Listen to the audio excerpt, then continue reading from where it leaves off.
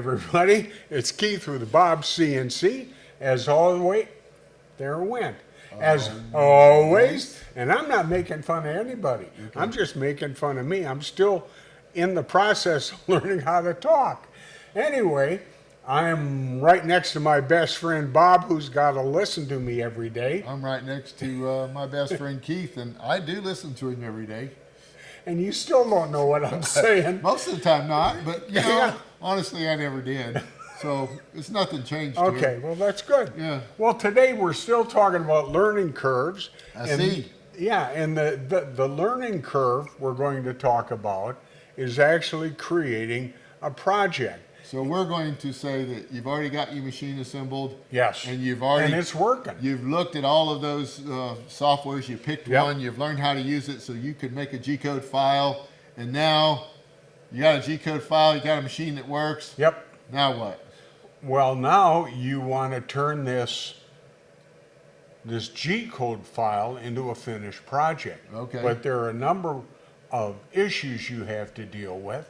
You have to learn what kind of material that you're going to fabricate. Okay. Because there are different parameters between using oak or maple Yeah. or pine. Yep. Different speeds and feeds. Yeah, Go if, ahead. if the bit goes too slow, you burn up the bit really fast. If Yep. it goes too fast, you break the bit. Yeah. You know, if it goes too deep, you could, especially with some types of bits with the spiral down, you can just put all the grooves in there, or all the chips in the groove, and it messes things up. Yep. Cutting acrylic, if you go too slow, it melts. Yeah, and with Yes. aluminum, it will melt right on the bit, and then you know all of a sudden it just breaks the bit. So you kind of got both worlds, right?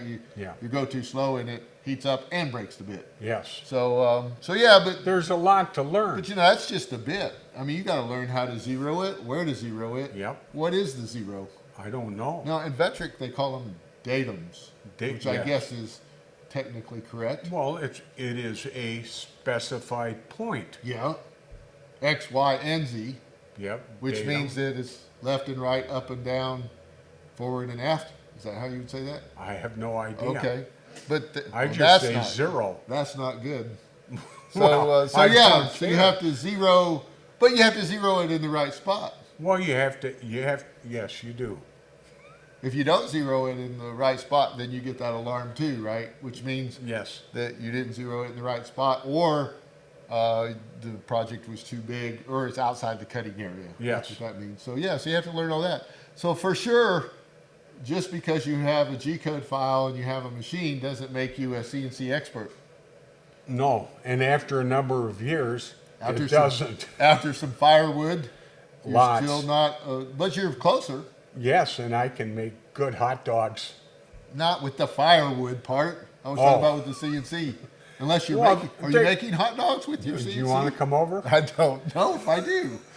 A wooden hot dog? Well, no, I'm using acrylic. Oh, acrylic hot dogs. Although I will say that we experimented and tried to write a name on the hot dog with our laser, but that's Yeah, a different that didn't story. work either. Yeah. It just boiled. Yeah, that's crazy, huh?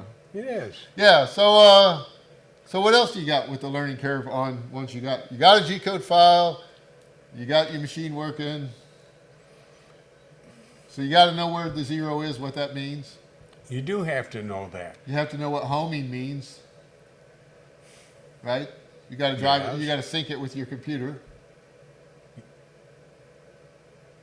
No? What do you mean by that? Well, when you Forgive hook up, me, Bob, but that just when went. you connect to your computer to your CNC, they can talk to each other.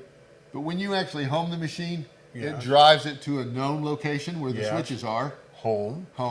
and then once it's homed, then the firmware or the microcontroller knows where the machine's at. So Yes. it knows that, like, say, if you have a Quantum, that it will go 24 inches this way, 24 inches that way, and 3.9 inches that way, and it knows where the Otherwise, cutting you is. get an alarm two. Yeah. And we have a lot of alarm two problems. Yeah, alarm 2 is probably the Number one. number one. I got my G-code file open, And I'm trying to do this, and it won't cut it. Yeah. Yeah. Or you've got the thickness wrong Yeah. of your material. Or you've zeroed at the spoil board surface instead of the work surface. Yes. Which you can do either, but you got to know which one you're doing because Yes. it's got to match the G-code file. Yeah. Yeah. And you have to know why, though. Yeah. Why you're zeroing on the spoil board. Yep. What would be the, there it went. What would be the benefit? Because there's a benefit of zeroing on the spoil board Versus the work. versus the Yeah. workpiece. Yeah, so if or you're- vice versa. If you're trying to do something that doesn't have a very smooth surface, Yes. and you want to make it smooth, then you want to zero off Right. the spoil board, and and then you make it a 3/4 inch thick. It's easier. And there are customers who have also tried to set up a project which is flat on one side, Yeah. but not flat on the other, which makes it really difficult to zero. And so you have to either plane the piece with a planer, Yep. or you've got to surface plane it. Right. So you've got to understand what is a surfacing bit, how do I set that up? Right.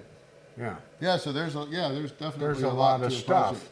Not to mention if you're going to be painting your project, this isn't really CNC, but there's tape that you can put over it. Yes. And then some people just paint it first and then CNC and then Yes.